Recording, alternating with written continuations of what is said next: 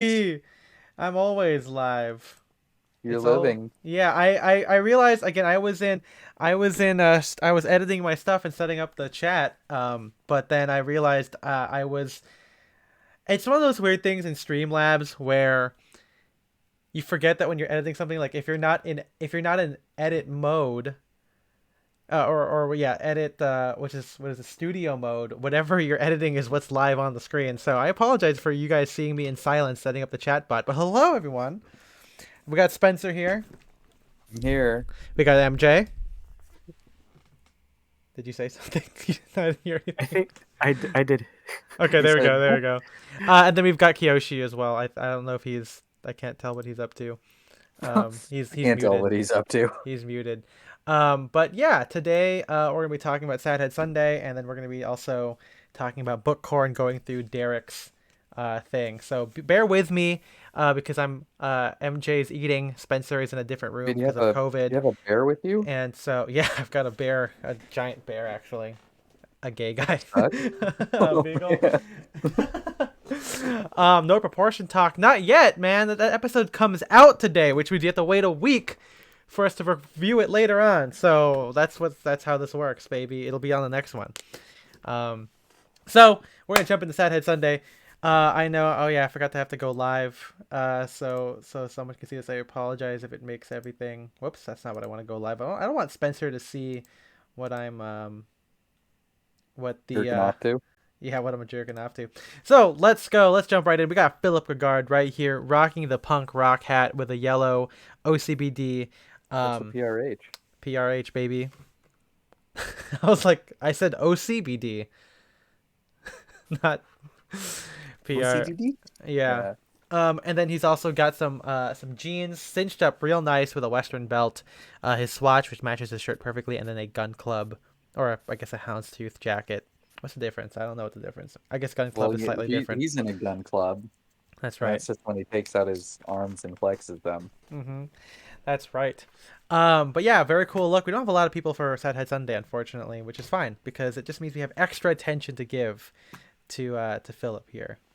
Not taking pictures with his um, backyard, but it's still fine. It's still fine. Yeah, I will say we don't actually see Philip's face in this photo. Could Oh, be could anyone. could yeah, could be Ethan Newton. Yeah, could be. Could be. Well, thank you, Philip. Let's see who's next here. Can you We see have it, stuff Spencer? Oh next. yeah. Yeah, Okay, we I have was about to next. We say have stuff and things of the Peter. He's hanging out at the the Ferris petter. wheel. He's about to pet her. He's about to petter his way to the top of that Ferris wheel. I'll tell you that. That doesn't sound. Um, That doesn't sound good. yeah, it's he's gonna climb his way to the top. That's better. But anyway, he's got a relatively monochrome outfit. We Yeah. got a brown short sleeve shirt with some brown, looks like just like pleated work pants or something. Yep. Uh, Fun Pleated belt. chinos. Yeah, with some chunky boots. Hold on, let me make this full screen. I gotta see this in more detail. You can With pull a up on your phone too. nice necklace, and a beautiful hat. Watch out for that Ferris wheel; it might fall down and roll on you. Yeah, the reflection in the puddle is cool, MJ. It's Cool reflection. yeah. Someone tell that to Mulan. Hey, Mulan. Let me call her up real quick. Let me get I'm on the gonna call. call somebody. What country is she from? She's China. Okay, we should call them. Speaking of that, today someone said that yeah, me and Marco look like brothers, and I go, that's racist, because we're both Filipino. It's pretty funny, I think. But yeah, really good look. I mean, a good the necklace and everything. Um, I wonder where this is. Ferris Wonder. Land. It's Paris land? Oh, No, Ferris land. Ferris Land Could actually. be Yeah, Paris land. could be, could be. Yeah, that could be like someone heard Eiffel Tower and was like, that's probably a Ferris wheel. I mean, it could be. Who knows? Anyway, this is the Daily Mirror. I'm giving MJ a pass because he's eating some nice old tater tots. But he's got a denim work shirt with the exposed white crew neck undershirt, with some high waisted pleated trousers. Looks like they could be cotton or linen or something like that. But they look obviously Daily Mirror loves some menswear. These could be made to measure or a pair of Drake's pantalones, as I call them. But yeah, this is great. Love the what look like to be hole cuts. I think I can't really see down there what it is, but I it looks can't like see really down great. there. Yeah, black shoes. Yeah, blue on blue, MJ. That's right. I mean, I'm wearing blue right now. I did blue on blue today. But wearing, yeah, the blue on blue with the black feels very like workweary, when you see, or even kind of military, you see like those black workwear derbies or black like, army shoes from like the 30s and 40s that you see, or 50s. That plus blue is really, really nice. Or I could just, again, like black engineer boots with like, blue trousers and a chore shirt, a workwear shirt. This kind of gives that vibe, except it's, more tailored, which is a fun spin on it, I think. And the Daily Mirror got some great fits and some. I wonder if he made that chicken face. Who knows? It kind of makes me wonder, like the Daily Mirror, but it's like clucking around. Cluck It cluck, is clucking cluck around, yeah. cluck, bitch. Yeah, exactly. Cluck, cluck. Yeah. Okay. Sanders cap toe Weight Watchers. Yes, yes, yes, they are. I've seen those. Colonel Sanders, more like it. Cluck cluck cluck cluck. There you go. Yeah, another famous clucker. Up next, we got Ludwig. He's not clucking over here. He's just looking in the mirror, and that's a poem that I just wrote on the top of my head about Ludwig. But I like this bit a lot. He's got a beret on top with a brown check jacket, a knitted waistcoat, some wide cut chinos, suede chukkas. This is pretty sad core, you This know. absolutely is the head core. We're gonna be talking about That's another type of core later on. for apple cores, and Yeah. and Okay. the earth core. But yeah, I do dig this. I love the knitted the sleeveless cardigan, whatever the proper name for that garment is. It Yeah. looks great. Love the beret, great jacket, good stuff. Thank you very much, Ludwig. Really, yeah, I love this a lot. I haven't been wearing my beret as much, but this is good inspo for that. Speaking of workwear, we got the real folk blues with us here today. Um, he's got the denim western shirt with some great like western workwear pockets. Again, here you don't have the sawtooth, but you have the little yoke with the button right in the middle. Love that. That's a great shirt. Kind of reminds me of the Wrangler shirts, I think, which aren't sawtooth shirts, I believe, if I'm could be mistaken. I'm almost always mistaken. With some military style. I mean, I'm just calling military style because like the high waisted plain front, which seems very military to me. Chinos again, black belt, black shoes. This time it's tassel loafers. Again, putting a spin on the whole workwear aesthetic. I think it's really great. He's obviously laughing at something. Um, Wonder what.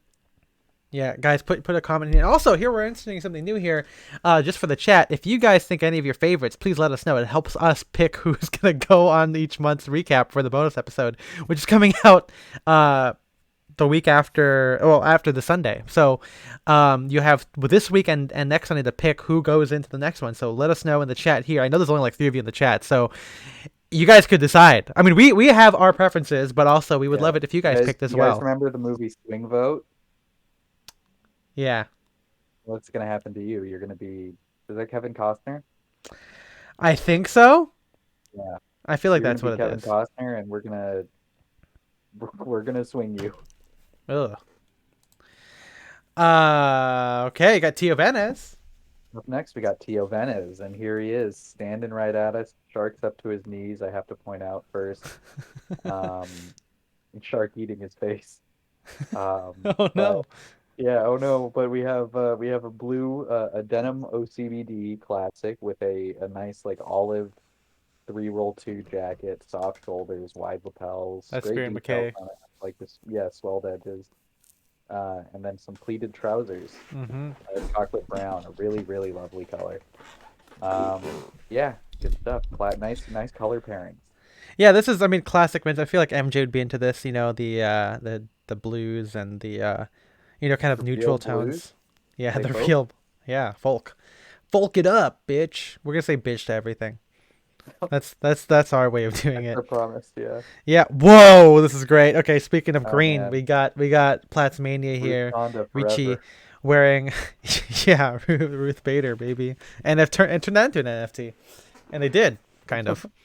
Um So you've got a three roll two, but again, butting the bottom two, very kind of like old Ivy, I guess, or I guess Ivy would be the top two. I don't know. It kind of reminds me of like old like 30s and 40s like man on the street stuff that you would sometimes see in Esquire Man. But yeah, it's an interesting move here. And it doesn't, you can see here, it doesn't, the way it's cut, it doesn't really pull. Like, it doesn't make the weird odd X's. So it shows you that sometimes you can button all of them. I mean, they used to be all buttoned up. If you look at, like, old, like, 1900 suits. And again, the cut there was different. So it's a lot smoother on the front. You don't see the double X's across his body.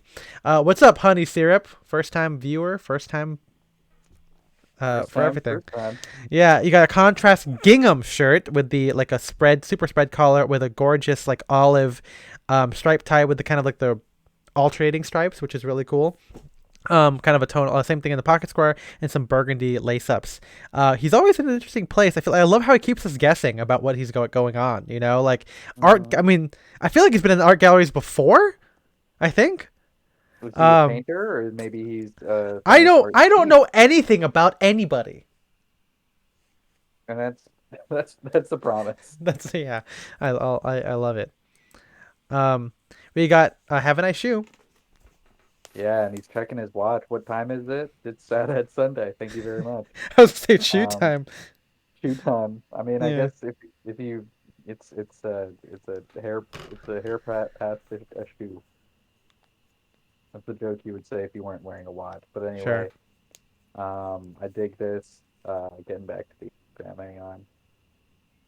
We have like a corduroy blazer. No, that's not a corduroy. It doesn't look like. It's just like a nice like olive green, probably cotton blazer, Yeah. white OCBD, some nice just like chino pants. With I and living up to the name as always. I do love these. I do love these shoes a lot. The Oh, like green the with like kind the of like gum they're not sole. Jack Purcell's kind of, but they've got like the gum sole. I don't know what you call this style of shoe. I mean, it's like the Jack Purcell Converse style of shoe. Yeah, but it's good stuff. I do like those shoes. I kind of want like more sneakers, maybe like one or two more I mean, pairs, you could have a nice shoe. and I could have that too. But yeah, good stuff. Thank you very Mm. much. Yeah, but before we move on, Honey Syrup, I've been followed you and been a fan of yourself for a while, but it's the first time you've caught a stream. Well, welcome to the Welcome stream. to the I know, stream. again, I did that whole IG live thing, and I was like, please, there's like 20 people watching. Could we get those numbers on our Twitch channel, man? This is the Twitch for the podcast, obviously, but I'm the only one showing my face today. So, welcome to my face. Next up, we've got the Duke of SLC, Connor himself. Let's say Connor Conrad. That's not his last name. Connor Um, Conrad. Connor Conrad. C2. You guys remember code Geass? Anyway, he's got a nice cat in a casual outfit, kind of like a good spin on like what you would normally see. I mean, not really like an MFA thing, but you know, like the chinos, denim shirt, denim jacket, and like the striped T-shirt, all classic stuff. He's got the wool felt fedora here, nice big, wide brimmed and everything. The Type 3 jacket with some Gurkha trousers. Nice taper on these guys. You can see a little bit of like a little bit of yeah taper on them. They hem up right, touching the the gats that he has. I thought they were wingtips, but they are gats, Gatling guns, and a nice like Breton stripe tee with the contrast collar and a navy blue. So yeah, really cool stuff. Love how he's got a big old grin on his face. Um, he's got the sun on his He's face got and the sun. everything, and yeah. So I love like the bag over there. I mean, you can see this is a man's room, his men's wear room. This is man's cave. Yeah. It's Um, actually kind of more like a man's grave now that I'm looking at it. why would you say that? Oh, I don't know. It's more like a man's grave. Okay. I mean, you could die anywhere, so technically you could Yeah, anywhere but could be your you man's remember grave. the Tiny Bing Bang bit? I don't remember that one. He's like a home renovator, but he just keeps saying that. He's like, this man's cave is more like a man's grave. Oh, okay. I do slightly remember that. He didn't know he streamed to plug a Twitch for a friend. I do. I mean, I only stream on Sunday, so which is why when you see it on a Sunday on my story, that's when you know about it. I don't stream often, but I did like during the break, during December, I would stream multiple times. Also, they were also in random times of the day, so I don't blame anyone for not tuning in. But yeah, welcome again. I'm glad you're here. Feel free to jump in. I mean, the chat's all yours, baby. Up next we have got okay, there we go. Free Grange. Mr. Grange standing in front of the fence again, I see. I don't know Okay. why I said it like that, but he's got a really nice olive corduroy short coat Yeah. with an interesting like horizontal striped shirt. Looks like it might have like a camp collar. Mm-hmm. In any case, I dig the shirt. With some corduroy Baker pants, that's sick. And then some tassel loafers. With some heathered Um, white socks. yeah, with the heathered white socks. Mm-hmm. Reminds me a lot of Heather, my wife. That reminds me Uh, of the musical Heathers. that reminds me of the musical Heathers too. But yeah, I like the short coat a lot. Double corduroy. I think Yeah. it's cool. But yeah, good stuff. Thank you very much, Free Grange. TMG. Too much good. We got Zach Newt Street Vintage here, rocking it. I mean, one of the consistently best dressed guys. I mean, everyone's consistently well dressed, but we definitely identify. I mean, he looks like Spencer in more ways than one. What does that mean? I don't know. So he's got like a looks like kind of like a bomber jacket, a G. No, what is this? I don't know. He put it on his story. I don't know enough about the heavy like Who parkas knows? We're because it not doesn't we're get not told we're much. not Lightning magazine with a bunch of fucking like documenting everything. We just know what it looks like, and it looks like porn. Um, yeah, Justice Potter Stevens, right? Is that what Stevens? I forgot what Stewart, his name is. I think. I mean, you put the emoji in there. I forgot what it I was. did put the emoji. But he's got a Columbia Hospital a sweater. It looks like from like the '70s up there. He's got like a mock neck or just a high neck white T-shirt, a black watch cap, some distressed and repaired jeans, which are probably Levi's, and then some suede wallabies, which I own. And I think my girlfriend owns as well. So really cool stuff. Love, always jealous of that blankets, which seem to be only there for decoration. I'm calling you out right now, man. I mean, Maybe it's put just maybe warm he just yourself put them up. on when they're cold. Are you saying we need a photo of him wearing the blankets like Yeah, over his shoulder? this is an open challenge to Zach right now. I dare put on. I don't care. Wrap yourself in the blanket. And post that as a fit. I swear it. Do it. But that's Zach. Thank you, New Street Vintage. Next, we got Sammy. Samo. Um, Samo, and this is great. I like this a lot. We have the casual double-breasted jacket with a white crew neck. It looks like just some Yeah. uh, wide leg chinos, sneakers, and we were talking about sneakers with like tailoring. I think on Wednesday. This is the or whenever we last streamed. Yep. But anyway, this is a good use of that. I think they're like kind of like what I was talking about, the kind of like wider fit, not quite like Yep. you're not trying to do Yeah. a business look. Yeah. I know Yeah, exactly. this looks really great. Yeah, kind of vaguely like navally, with the blue jacket and Mm-hmm. the white pants. Yeah, really good stuff, Samuel. Oh, whoa, not available. What the Samuel, hell? Come on, show us the last one. And it's H. Wilberg. We got him wearing a DB jacket again here. Again, I mean the oh, okay. Apparently, that's the link. it doesn't want me to stay on this fucking page. Whatever. Well, Right, it refresh was a the page. picture of. I mean, it's probably on Henrik's page. Let's just pull it up on his. We're gonna plug his Instagram real quick here. I'm pretty sure he uploaded it today. No, he did. Okay, well, hey, he didn't post it. He didn't wear it today. What a fucking loser. Um, but yeah, so you got Henrik here. I'm gonna move the chat over so you could see more of it. Oh, well, he's in the Discord. That's in the He's Discord. in What? voice. Oh, he's in voice. Oh, yeah, Henrik, Yeah, you can come on and talk about it. I can't hear when people join in because yeah, 'cause he's apparently on my camera mode. notifications are killed. Henrik, tell us about Yeah, this. yeah, yeah. I'm here. I'm here. I'm here. Yeah. Yeah. This was like a couple of days ago. Sorry, No but, worries. but I know you've done it too. So, you know.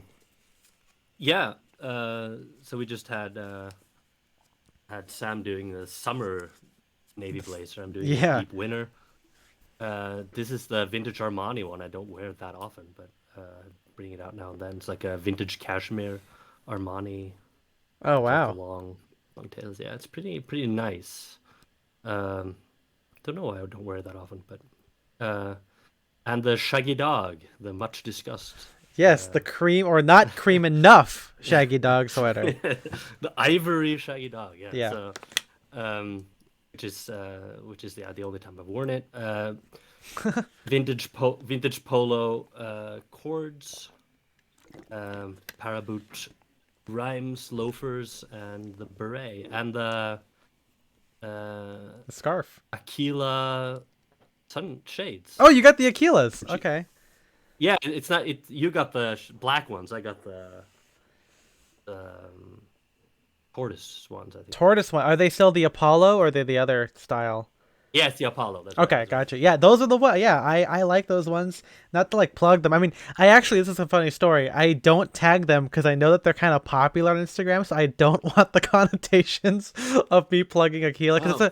it's a very like again I'm probably thinking a little too much on it, but like I went to that Filipino thing a while back and a store that was also again I think I'm not sure if it is Filipino but like there was like a pop-up thing and there's a store next to it and that store was stocking Aquila and I guess a bunch of Filipino guys were wearing them and I was like yeah they're cool. I mean MJ can Oh. back me up on this and so everyone had them. They sold out of the Apollos with the yellow frames but then of course there's also the red ones and there's a couple of other similar models. Anyway, like I eventually got them, but I'm like, I know so many people that had them and like tag them, and they're kind of like they're still good stuff, and I'm just still worried about anything that has like a super big IG presence. So it's just like I don't, I don't mention it as much. Oh, unless people ask Oh, me to. I had no idea that they were. I don't know.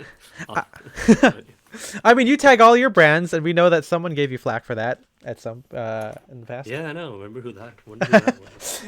Yeah, but no, that's cool. I'm glad to see more people wearing Aquila because I feel okay. I guess what I was trying to say is I feel like I haven't seen a lot of menswear guys wear them, so I feel like when I wear it, I feel a little too much like I don't know, wearing whatever Alpha M's knockoff sunglasses thing is like rose gold and black or whatever. But I know that like it's just different.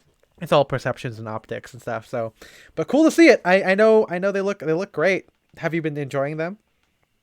Yeah. I mean, like everyone, I kind of want like the Jacques Marie Mage or whatever, but Yes. Yeah. that's just I think there's one place in Chicago that sells them.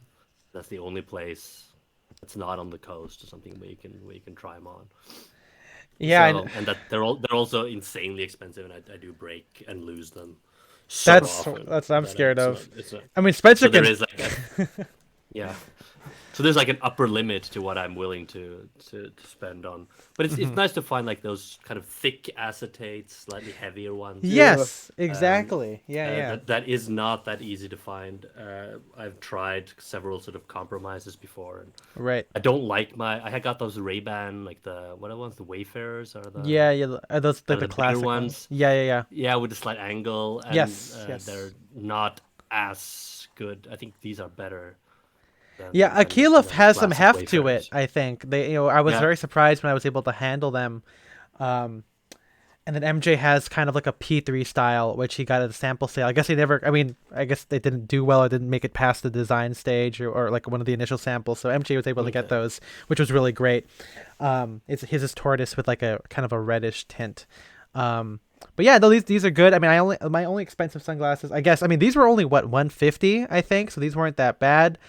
I have Moscots, which were like 350, but I love my Moscots. I actually like started to wear them a little bit more compared to my Apollos. And then I have like a $120 one from Rain, I guess, which is kind of an IG brand, which kind of feel more Ivy. So as I've been reading Black Ivy, I feel like I might wear like my black style frames. But cool, thank you everyone for submitting to Sadhead Sunday. Again, chat, let me know who you think should be included on the recap because I'm getting not tired, but I can't pick everyone all the time. We there's a lot of great people on here. But yeah, if you guys ever want to submit, please do so on Sundays before 8 o'clock. And now that we just do it on Instagram, we don't have to put them in the stupid,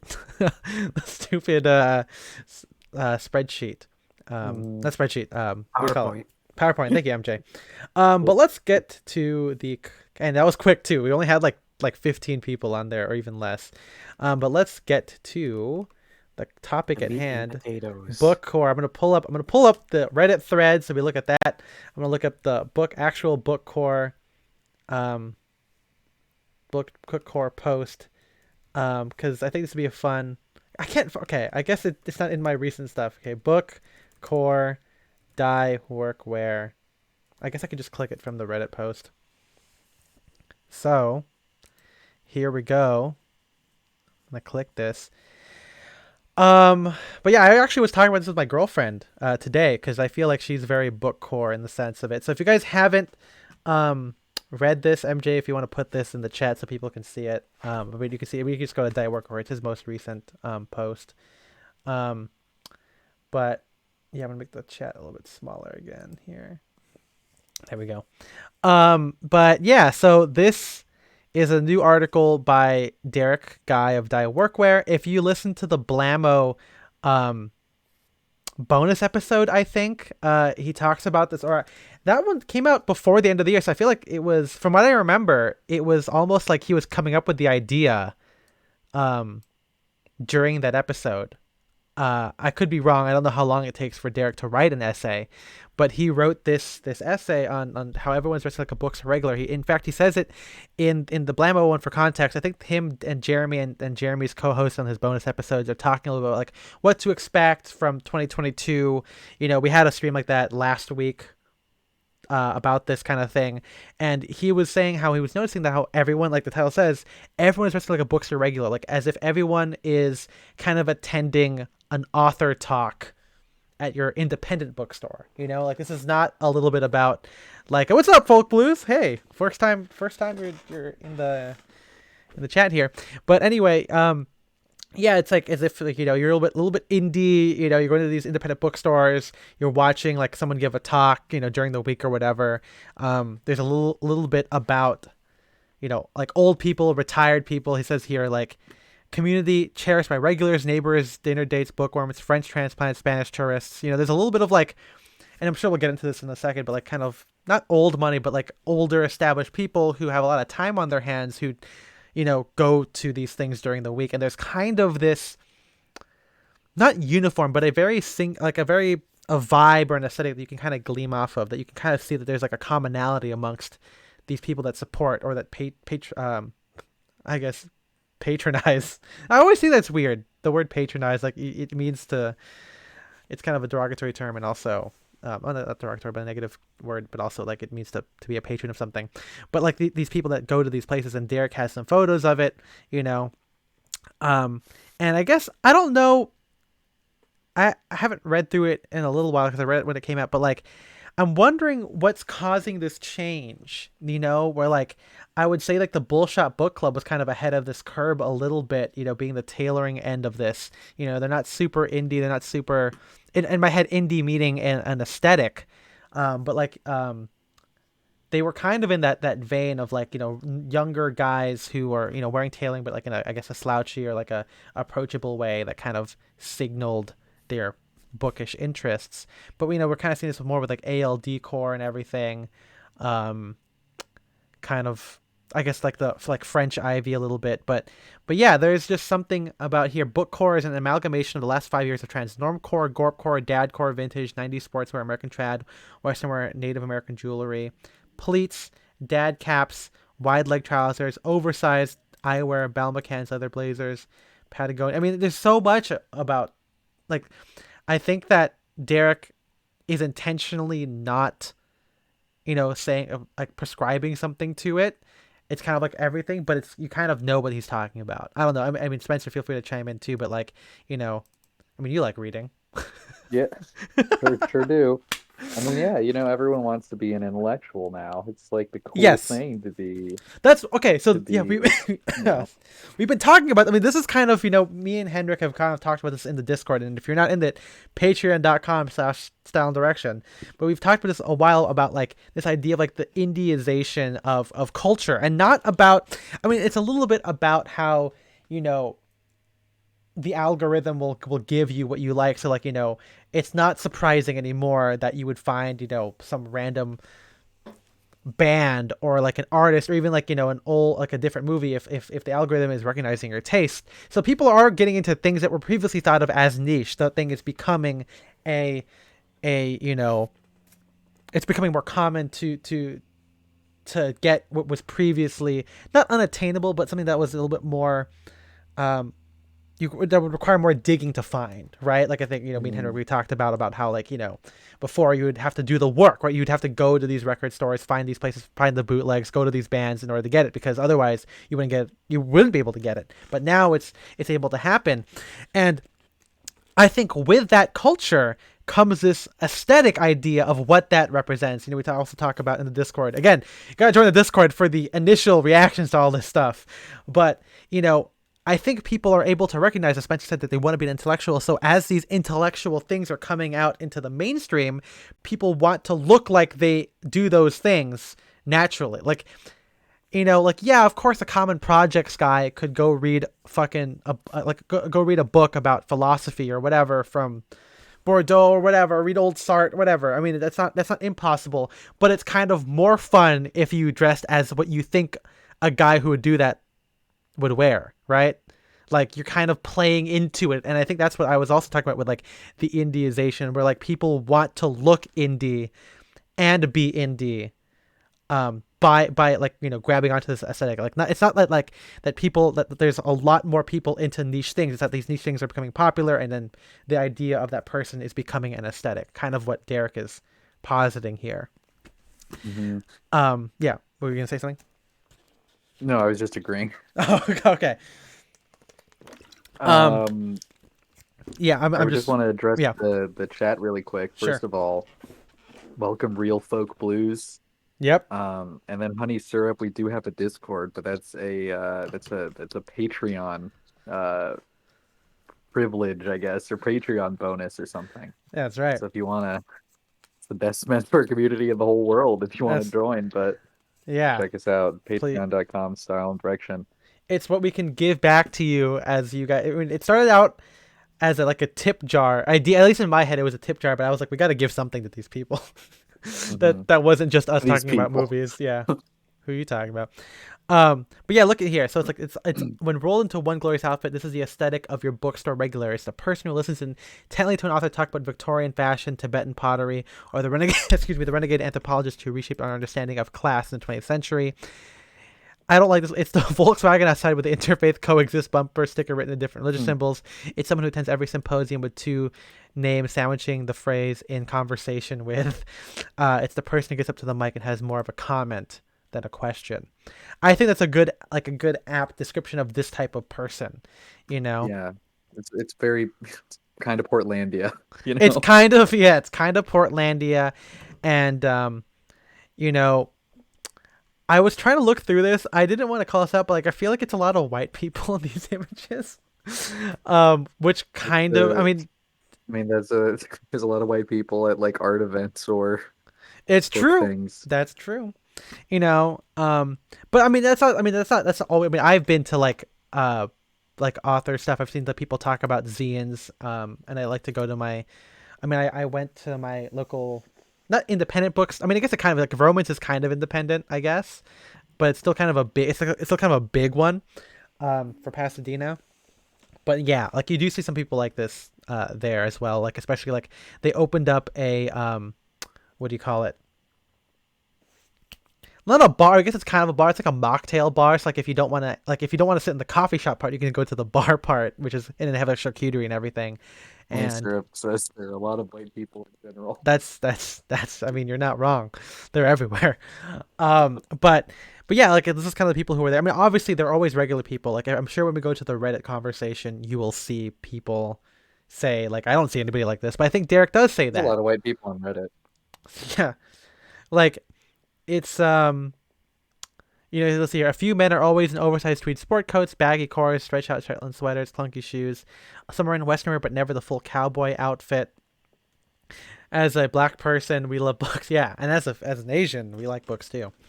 Instead, they look like a discerning anthropologist in their bow tie and western shirt, or just a cheap jeans scuff with cowboy boots. Many be wearing the clothes as if they were thrown onto them with a pitchfork. An oversized raglan overcoat with fuzzy sweaters, plaid pants, leather fanny packs, padded shoes, and a sprinkling of cat hair. There's an immaculately dressed older woman with more dignified, finely woven shawl draped over her shoulders, and someone who's unironically wearing a beret. Yeah, this is not a pejorative for him. This is how he wants to dress and how some people he admires. This is how they dress. It's not a singular aesthetic, but a collection of styles that you like to see at your local independent bookstore. Um, yeah, I like how he says here some places are more bookcore than others. Um, in addition to the lights, I can remember. David says I can remember people who saw Powell and Oregon that looked very similar. Yeah, I mean, there's kind of Mhm. like this look to it, you know. There's a little bit of like old money trad to it. That's kind of, you know, I wouldn't say trad people who have given up, but trad people who don't care. I would say, you know, who can just throw on stuff with a blazer, you know. Like even Bruce Boyer, the man who talks about, you know, if you're eating a $30 burger, you should be wearing a suit. He's still here wearing dad jeans, you know, which I think is very telling of like this kind of How book core expensive do you aesthetic. think the burger he's eating in this photo? $5. That's So the these are that's his the $5 religion. burger Yeah, these jeans. are the $5 burger jeans, you know. And he doesn't care if the surfer guy is wearing skinny jeans next to him. But if it was a $30 one, he can't stand it. Yeah, If you don't know what we're talking about, you got to listen to our episode on the symposium. on the permanent style symposium on dressing up in a dress down world. Because we're about dressing down. Like that's why I keep thinking about it. $30 burger core. What about $30 apple core? There you go. How about it? But yeah, he keeps some. I think Rachel Tashjan is a good one for example. So let's see if my preview comes up on these. Apparently not. Sometimes it does for Instagram. But let's see. Sometimes no. Sometimes no. Like this is kind of bookcore. Again, I don't. That doesn't mean anything, but like, it's kind of got like Instagram. What I've told when I showed this to my friends, some of them are women. The critique is that like bookcore seems to be like kind of quirky white woman style, you know, like, and it doesn't. Yeah, it looks kind of like Wacky Librarian. Thank you, and it's like, again, it's kind of hard when you don't see too much. I mean, people of color, other than like the whole like the Japanese stuff and everything. I think my girlfriend, which we'll get into a little bit later, is she likes to point out like, you know, bookcore for her is a little bit more like queer, and there's a lot more like playful, like a lot of wild colors, a little bit of more like kind of playful use of makeup that's not inherently pretty or cute. It's more so like makeup as an art, you know. And it happens more with like more queer focused like bookstores. Maybe that's more of like an LA thing. But I do see what she's talking about, you know, where it's a little bit less trad, I would say. Although this, I mean, I need to follow Karino-san right here, man. This guy's awesome. Look at this. Love this. Look at this shit. Look at this one. Look at these fucking wide leg, like chino Oh, that looks cores great. with Yeah. the New Balance 5740s. This is great. DBs, baby. Bookcore. Anyway, but just I didn't know that Zach's last name is Zach DeLuca. Mr. Um, DeLuca? yeah. So here's what he says. Well, here's what Derek says here. Some people may reasonably protest. No one dresses like this at my local bookstore. But you know, obviously, people who attend stuff come from different backgrounds. You know, I mean, even bookstores have different demographics as well. So I feel like the idea again, it's like a vibe, right? Mhm. Cowboy. What? That's what people say when their local bookstore is Barnes and Noble and not like not like an independent one. Yeah, exactly. Like it's like saying like, you know, like, oh, when you go shopping, there's like shopping core, but we're like, there's no one dresses like this at the local Galleria mall, you know, like yeah, Yeah, It's- at Macy's. I haven't heard of shopping core. Is this a new thing? yeah, I'm coining it now. Shopping We core. we could just do that for like everything. Like, how about grocery core? I feel like Where you that's. go Yeah. grocery I mean, yeah, but there's like a difference between going to like Costco versus going to like your local like farmers market, right? Like I feel like Let's there's call it Yeah. Costco core. Costco. Costco core. How about Costco? Costco core. Yeah. Pause. How about core core? What is that? Core it's Corco. Cutco. Cut. How about Cutco core? What do Cutco salesmen wear? That's a good one. That's funny. But here, let's before we move on to Reddit and other people's and also the pictures here, let's see what things that Derek thinks are bookcore. And I think I agree with all of these, but like trad, naturally bookish, giving the style's history of the academia, OCBDs, tweed sport coats, and some gray flannel trousers. Is this how he inserts his affiliate links? Rhetorical question. Great question. This next is Whipcord, Alden's, trad feels more bookcore than preppy. Big overcoats, loose top coats are the cornerstone of the look. Lots of the ones from Capital Sunshine. So could it can be your one coat. How about one ring? Don't Roll them tell, all. don't tell the hobbits. No. Let's see this Captain Sunshine. Captain Sunshine. Colin Captain. Sparkles. Koreans have a grocery style that is pretty sick. Just oversized sweats with camel trench and low slung calf trainers and a mask. Hell yeah, dude. Oh, love how looks like the Those are great. Drake's one kind of copied this with like the patch ticket pocket, literally. You Mhm. see that on there? Oh, I Pretty see cool. it. Hey, Michael Hill, we're calling you out. Yeah. Patterned or textured pants, Sometimes you could wear like track pants. That's kind of comfy. Old man core, with like a blazer. Outdoor gear for some gorp. Crunchier. Retro X fleece. Oh, of course, a Retro X fleece. That's the Patagonia. Patagonia? Patagon. They changed the Um, pronunciation. Knitwear, obviously, like shaggy dog sweaters and stuff like that. A smidge of western wear, wearing jeans and everything. Just a smidge, just a smidge of western wear. It sounds like it's the cowboy. Yeah, that's a cowboy. I'm wearing a smidge of western wear. Where's the cows? Oh, I'm a cowboy, so I'm looking for the cows. That's right. David says this sounds like it's kind of beatnik style with athletic sneakers. I mean, kind of, right? I mean, it's kind of like intellectual style. Beatniks were intellectual. Mhm. So here's some pictures of Bookcore. I think one thing about this is that kids don't wear this, like young people don't. Yeah, because freaking young people don't read anymore. They just go on goddamn Yik Yak all day. Where? Not even TikTok, Yik just Yak. Yik Yak. Yeah, they're just all busy on Yik Yak, sharing their phones. Everything about Debon Fracture. Is that how you say it? Debon Fracture. I always thought it was I think Debon that's probably Fracture, but it's exactly it. not. We've never been wrong in pronouncing any menswear words, so I think you're probably right. Yeah, Madras. Madras. What is the other one that we found that someone in our Discord was like, "Oh, I Oh, it's thought the you guys were talking about Beaufort. The Beaufort. Oh, that's Not right, yeah. Beaufort. It's not the Beaufort. I mean, who knows? I've only Until heard the city in South Carolina, whatever, yeah. North It- Carolina, wherever if wherever Mr. that James is. if Mr. James Barber Jr. Wants to correct me. That's not a real person. I'm just making up an heir to the Barber mansion. Mansion. They have a mansion now. Yeah. No, I remember. Okay, so here's something funny. So I know Sean Crowley posted something about like correcting stuff, and it said like, "Oh, people, if you say it this way, it's wrong," because it was like Grossgrain, which is Grosgrain, right?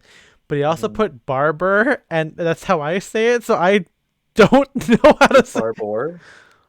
Is it Henrik? I mean, it's Anyone? Bur. Yeah. I mean, How do I you? think I think I'd probably say a subtle like not barber, but like Barbour. Barber. Is it Barber? Barber. Is it like My- am I supposed to my- do my it British? brain- My brain says barber, but I don't know. Barber jacket. Barber jack. Barber. Less Barber. harsh. Bar. Barber. Barber. Barber. Barba. Barber. Clark and Barber. Clark and Barber jacket. Barber. Barber. Barber. Barber jacket. Are we just gonna keep Barber saying jacket. that? Yeah, I'm just gonna keep doing that. Anyway, tote bags. I mean, he's already written about tote bags. Odd socks. Yeah, fun socks. This is what my girlfriend's thing is, Ugly shoes. The American R ruins British pronunciation. They'll never see me coming. Did you guys know that fortune cookies are an American invention? It seems like he does a different accent when he shows up in whatever the TV show. He's like doing more Liverpool than he was in his first. Oh yeah, he wasn't. I mean, you mean in Shang-Chi? You mean Yeah. Oh, okay. Yeah. He was in Shang-Chi? Yeah, the Norway, man. What's his name? Trevor Slattery. Like in the original one, he was just like, "I'm British. I was when just he playing a was talking character." like Ringo. Yeah, and then now he's like, "We have to go to the forest now." Like I was playing the Mandarin. The Mandarin. A questionable hat. That sounds like something the Riddler the Riddler would wear. Yeah, the Riddler would wear this. No, bibliophiles cannot be deterred from wearing hats, bucket hats, berets, fedoras, One little glasses, hat. and actual books. And I think that, hey, distinction. Talk about taste. That's 2 more weeks, baby. And so here's some Bookcore stuff here. I mean, it just looks like, old people wearing trad clothing, kind of a messy way. You have to have your hand clasped behind your back. Yeah, this is how I walk. This guy's Italian. Look at his fucking hands. Yeah, big scarves again. Lots of white people. um, love these houndstooth pants here. This lady holding a folio of some sort. Want to look that up, man? Yeah, love this guy holding a newspaper. What news do you think was happening? I think he's probably reading about the death of Pope John Paul II. Okay. This guy's has a bag that says books, but he's holding a camera. It should say camera on his tote bag. His bag could say whatever he's holding. There's this guy who's learning through osmosis a little bit. No, a little This bit. guy, look, he's going like, my lady, on that one. Nice. And just a picture of books. Nothing says Bookcore, just like fair, books. fair maiden and even-handed maiden. Yeah. Thank you kindly. Thank you kindly, man. You got, No Man Walks Alone, I think is very Bookcore, I think. I mean, It's like hey, Market. shopping core or FM core, farmers market core right here with his like little lettuce, I think is what that is called. That vegetable. Little lettuce. Yeah, lettuce core. Excuse me, can I get some little lettuce? I have some little lettuce, please. This guy's smoking. Oh. You got this guy at the museum here. See, I think this is kind of close to like museum core. You know what I mean? Like if you went to a museum like on a weekday, this is also the same kind of people. I feel like you would see. Yeah, I mean, what are museums but books in building form? Yeah, they're books of the mind. I guess of the eyes. I guess. Well, I guess you read. I guess you read with your eyes too. Real folks, area for your grandpa from grandparents. Yeah, exactly. Exactly. What's that from? Is that from? What's that from? I don't know what that's from. Yeah, MJ. Or should we figure that out? Exactly. Yeah. Google You got I think my dad just did. yeah. it. Green MJ's jacket dad. here. Big pant. Yeah, Bookcore. Gary Scheitengart. Gary Shandling. Yeah, Oh, wearing a that's- Baba jacket. That's from Winnie the Pooh. Oh, that's right. It's from the Tigger movie, I think. Yeah. Exactly. Hey, that's a good Tigger impression, I think. Whatever. Anyway, you got I mean, I think Bruce Boyer. I mean, literal professor, right? Professor Core is kind of book core. Profess book core. Yeah, I prefer book. I've been to this bookstore. Shakespeare and Company. He started it. Yeah, I'm Mr. Shakespeare himself. That's what he sounds like. Okay. I think this is kind of close to artist core and kind of like composer core, kind of. I feel like a little bit. I mean, intellectuals, art stuff. I feel like I hate this image a lot. Because it's this kind of like, normal is a setting on a washing machine kind of a thing to me. I mean, I get it. The message is fine, but it's kind of like. I feel like it's understandable that a bookstore would be passionate about it. No, I know, but just it's so I don't know. I mean, it's just it's kind of narmy to me. I feel like. Buy books here by real people, not creepy. I mean, I don't know who. Again, I don't know who buys from algorithms. I don't do that. I get recommended books from people. The people algorithm, the mind algorithm of community. The manual algorithm. The manual one. Love this one. But yeah, I mean, this is what I like. Suits. Pseudos, as I call them. You don't but- know that. Yeah, and I think Jeremy Kirkland. It's kind of dad core as he says here, using portrait mode Only on his time fit can we pics. say the word core in this episode on the screen. Is this Berkeley? I feel like I've seen this on Berkeley. Or I feel like I've seen like this image. I don't know who this is, but it's pretty book core. Wow, it's a person of color. Yeah, it's right. Um, you got duffel coats. You got Gene Carell here, who is pretty bookcore. Shell Cordovans tassels, which are bookcore. I own both of these. But yeah, Okay. I don't know. Like, okay, so any thoughts, Spencer? What are your thoughts? Any other thoughts on bookcore or other? Um, I think it's one of those things where it's like, This there, is not a this is not a flat. I mean, I get it, but this is not a flattering picture.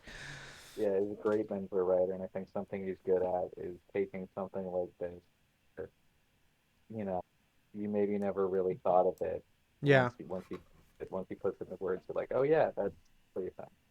And I mean, bookcore is definitely, I mean, it's like popped off. So, something about this article is especially resonating with people. yeah, I feel like we've been kind of inching at this with all of our talks on like not just POV, but like Yeah, actually, he practicality wrote this. and and authenticity. Well, okay, because this comes down to what MG and I like to do, where we not to put people in boxes, but like there's like I genuinely believe that like certain activities or lifestyles are conducive to like propagating an aesthetic, right? Like there is like just this kind of look, and I guess on a more fun, like on a smaller scale that's less, you know, less vague like this one, but like like the whole like Asian guy starter packs, right?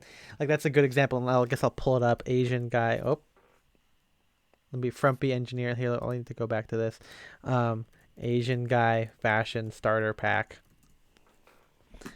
Um, but like like, it's like an expanded version of like this idea, right? Where like you see, um, we all know at least one Asian guy is wearing like the denim jacket, the ripped jeans or skinny jeans with like ultra boosts. That's kind of old already, but like now you see it with like the with what do you call it, like the plaid flannel. um yeah, I mean you have like these, this is kind of racist, but yeah, like it's kind of like putting this idea into something as vague as like going to a bookstore, right? Or that kind of person. And I definitely feel like this happens, right? Where like when you talk about like what artists tend to wear, like that's like Simon Crompton where like a lot of short coats, wide leg pants, like stuff that's kind of um workwear but menswear, right? It's like we're not dressing to be like a workwear guy. You're still an artist, but like the way you do it is a little bit like you can still wear jeans, and not look like a guy fixing like a railroad track in 1920s or whatever. And this is Dilbert, yeah, sorry, Dilbert. just But this is kind of in that vein of like, okay, like these people, it makes sense. It's less about like putting people into boxes. Like not everyone who goes to books or dresses like this. Not all these people are intellectuals, but like it's about like that framing of this vague person and what this person could potentially wear and what they could be into. Like it's not surprising. I do this all excuse me all the time. Where like again with the Asian guys, it's like it's not surprising that this like Asian guy wearing a flannel shirt and joggers or whatever would also be seen at like EDC or the 88 Rising Festival, who would also be able to be studying comp sci or like engineering or whatever, and also be at a boba shop. So it's like that, putting that and flipping it, being okay, well, this kind of person who'd be wearing a tweed jacket with New Balances would probably have like a be shopping at an independent bookstore, getting coffee locally, and just reading wherever he happens to be. Maybe also reads in New Yorker. Also, I don't know, like there's like a kind of person that this could be, and so I think Bookcore gets at the core of that kind of a thing, and I think what Derek's trying to do here is like kind of invoking that through his recommendations at the end of it. But I do think it helps that if sometimes these people are inherently these people. Like again, Bruce Boyer being a literal writer and author, some of these people being like professors, intellectuals, etc., being retired intellectuals, retired teachers, retired patrons of the arts. It just kind of makes sense. And this is something that's different. Where, again, I guess the downside of this, right, is if you started to do these things to look like these people, but then you don't actually partake in it, which is kind of similar to like being into like menswear, where like or you think you have to do it to fit in, right? Where like hashtag menswear at the time, or it still is in some spaces, is about like you being smoking cigars, right? Eating fancy food, drinking Negronis all the time. There's kind of like that idea of it. And I feel like this gets at the core of like the kind of lived intellectual part of it. I remember some friends who like thought that they had to start reading Infinite Jest to be that kind of mentor guy. So maybe this is kind of an extension of that kind of, wanting to belong kind of a thing. I would say that unfortunately, we don't have that. I mean, I guess we kind of do. Boba, like, that's not really an aesthetic, but I feel like it's kind of putting a spin on that idea, of like this mentor guy that happens to be into something, and this one kind of makes the most sense. And I'm not surprised that like a lot of guys in our Discord also like to read, and if you want to expand on that, there's a lot of intellectual. I would say that we're all like the next generation of the French philosophers, but it's like I'm not surprised that a lot of us who dress in a similar way to bookcore or whatever sadcore happens to be, like a lot of us they still watch like Kurosawa films or old film like you said John Ford, like there's a lot of this kind of idea of this kind of person, which not saying that you don't, not saying that the hashtag mentor guy who watches not a hashtag mentor guy who drinks Negronis can't also watch French cinema or watch a documentary or whatever, but it's not that crazy of a leap that someone who is that looks like Henrik would also do that kind of a thing. Like the leap is a little bit shorter. Like maybe this is just me being a dick, but it's like a guy wearing a skinny suit and posing with a cigar. I don't imagine in my head him going like, well, yeah, I just read a book on taste. You know what I mean? I think he's gonna be the kind of guy that tells you about his secret to like reading books, and it's like I read the first page, the last page, How to speed and the read. back cover. Yeah. Yeah. And all the books are like the entrepreneurial secret of, like Exactly. thinking big. And that's like the title of the book. Yeah, In my hey, there's, garage. I think, I think bookcore is a good aesthetic, but maybe there's entrepreneur core within menswear. That's not a good one, I think, Mhm. So, anyone else in the Discord, feel free to chime in at any time as well. I'm just scrolling through this and whatever. I'm just scrolling. Yeah, I mean Henrik, I know you had some. I mean, I don't know if Henrik's still here because I can't hear when people leave or not. But if you have anything, No, I'm here. yeah, go for it. I mean, I'm just saying, I don't know where to start even. We still got like 52 minutes or so feel free. But it's an interesting shift because I've been watching this for a while, and we've had these Sure. discussions about the what has happened to indie, because I sort of feel Yes. like I've watched indie culture go from being like a sort of fairly settled, anchored thing, and sort of what happened when indie culture sort of migrated wholesale to the internet, and we're still sort of working out the effects of it, the after effects of it. Mm-hmm. And I don't know sort of where bookstore fits in it. I mean, I spent so much time in bookstores in my life, and Yeah. I in my opinion, bookstores have become much less cool than they used to be. I mean that's fair. Yeah. I don't. They used to be actually kind of like a very different spaces. They would be surprising in a way. Bookstores aren't really like that anymore. Bookstores are in general a lot smaller. They're kind of at the mercy of other shifts within the publishing industry. So Okay. I know some people who run bookstores, and they make their money on like children's books and cookbooks and stuff. They don't really. If you look at like the actual sales of it, it's not pretty Right. in terms of. Although they are doing a lot better than they did even just a few years ago. Like bookstores are definitely back as a fixture in communities. They've really saved themselves from the Amazon. They're not from Amazon. Because Amazon kind of fucked themselves over. It's almost it's very very hard to buy like anything that isn't generic. Like the algorithms for if you try to find like children's books on Amazon or something, you're done. You actually Yeah. really need help to find something that isn't like you have no idea what you're buying. Right. Unless you Okay. actually know anything about it. So there is like a renaissance actually now of book criticism and like more niche discussions within literature specifically.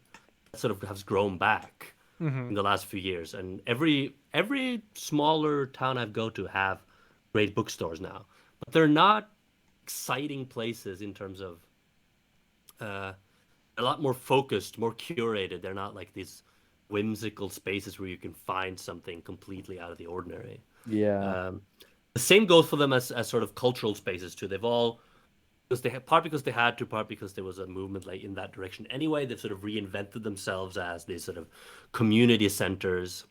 Little correction to what you said earlier about like the sort of bookstores as queer spaces being more maybe of an LA or a coastal thing. Yeah.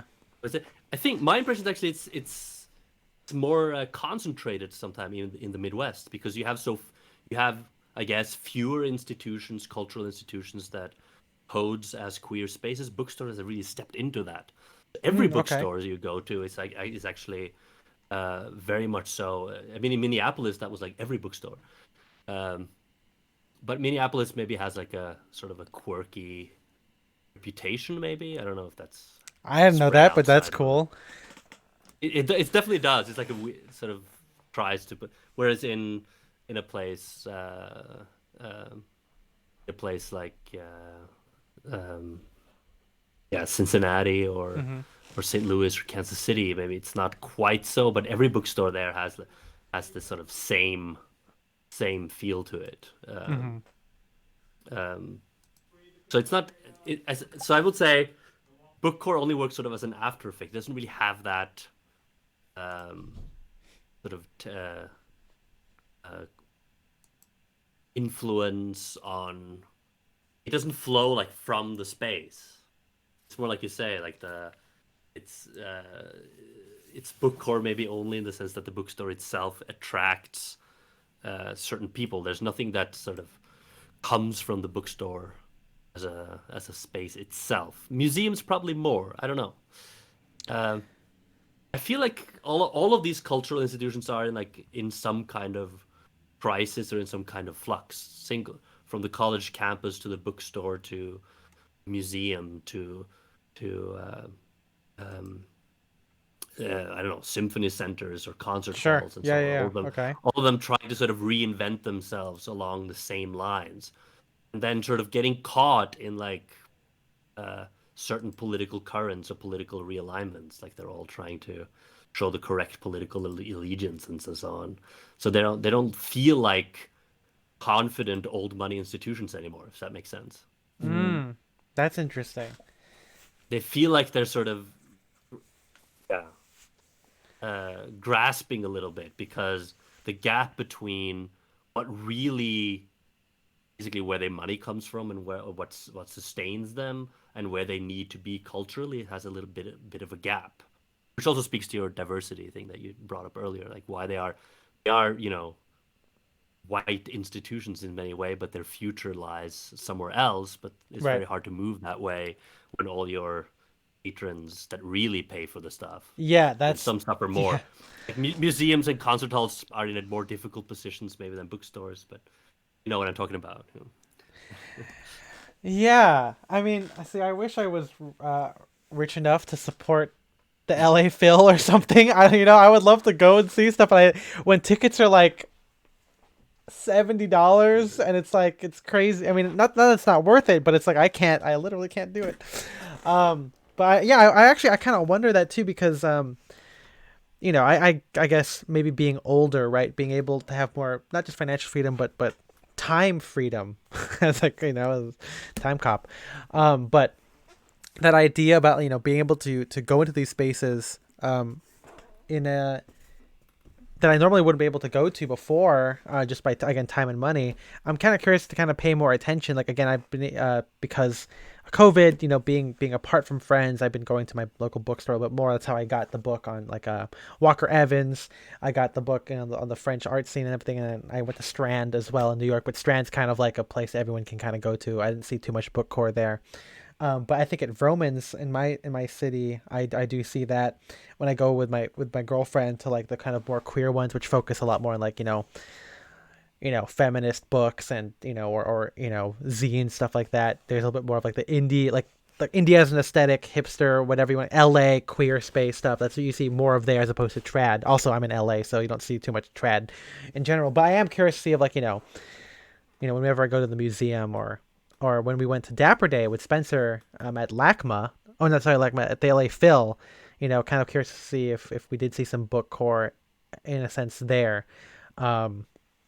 I obviously didn't take pictures of random people that didn't ask for their photographs to be taken, but I am curious of that one because that was more of an event, but maybe that's a good way for people to kind of get dressed up for it who are I guess patrons of the arts. I think the expanded thing here is how people who consume and are patrons of the arts, how they dress, and I mean that's kind of what the core of this in my head is, and as we said, right, like how the demographics change or how the future patrons change. I'm curious to see how that will affect what this idea of Bookcore is, because it's already, like, again, even though I kind of know what Derek's talking about, I mean, people don't exactly dress like this. This is like what they dress like in my mind, but it's not always reflected in reality. Um, and of course, Derek lives in San Francisco. He's like in the Bay Area or something, so I feel like there's a little bit more quirky old money-ish there. Old people, taking public transportation, and of course being able to walk around and these kind of stuff is important. But in LA, maybe not so much. But maybe I gotta pay more attention when I look around here. Yeah, I mean, this is also very tied to, like, again, lifestyle in a sense, where it's not really so much that, like, formality, right? It's kind of like what these people happen to wear and the lifestyles that they lead is kind of, it's more conducive in that way, which is something that Spencer and I have been attempting to talk about, the past year or so. This idea of this kind of creatively minded or creative consuming person, and I think on I guess on Reddit, the kind of the backlash is like the idea of, like, well, like this is an elitist essay, or people, again, trying to make this idea that only these smart people who dress like this are going to bookstores. And I feel like it's just kind of missing the point where, again, it's not supposed to be gatekeeping. It's just this idea of, like, the idealized intellectual, that we don't, which I guess for a long time we just haven't seen in menswear writing, right? Like, a lot of menswear writing for the past, I mean, I guess over 10 years now, if we don't want to talk about, like, 2006 is like the beginnings of the blogging age. It's all focused on formality, being aspirational, but not for this type of person, right? It was about, like, the rich guy, the corporate guy, but not this. What? I just like the rich guy. Yeah, rich dad, poor dad, as Cool Cutter Yeah. says. But that I think that's what's the difference here, right? This is kind of, again, I think at the core of Bookcore is Sadcore. I mean, I just want to say it, but it's like, again, this idea of, like, more creative minded people, where, like, this isn't based on fitting in to, like, again, a corporate place. They even talk about this on Style Forum. That I forgot who's, like, maybe JTR or someone, but when Permanent Style wrote about him liking belts, which I thought was a great article by Simon, a lot of the comments were like, oh, he's getting to so much into, like, menswear stuff now because he no longer has to work in an office, right? Like, now he's, like, his own entrepreneur. But I'm like, isn't that, like, a good thing? Like, to be able to dress the person you want to be or to be perceived as opposed to, like, fitting into your like, corporate shackles, or whatever. Like, this Bookcore is just kind of like that person who just does this thing for fun and happens to dress this way, which I think is so, I would say, even more aspirational than, like, being the corporate guy in the C-suite office with the peak lapels. Like, that signals that, but this one is a little bit more vague, and I think vagueness invites inspiration and creativity in a place that you wouldn't normally see it if it was ascribed to formality or to your job context. So that's why, I mean, again, like Spencer said, I think that's why this is very resonating with us. Or it's resonant with us, I should say, mainly because we talked about it first in our own way. We just didn't call it anything. I wonder about this turn towards Yeah. older people. You see it, yeah, the grandparents. Sure. Yeah. Okay. Instagram, the old Jewish men thing that Dick Carroll's doing. What's that other? Is that what it's called? And there's several other Yeah. popular Instagram accounts are focused on old style, and when you post like the heroes of like the Seinfeld accounts are often like the older characters on Yeah, the for me show. especially, yeah. Yeah. Uh, um, and that's I wonder where exactly that comes from, and it doesn't seem to me that it goes too far back. Also, yeah, the sort of universal love for like the Golden Girls or something is also Sure. Okay.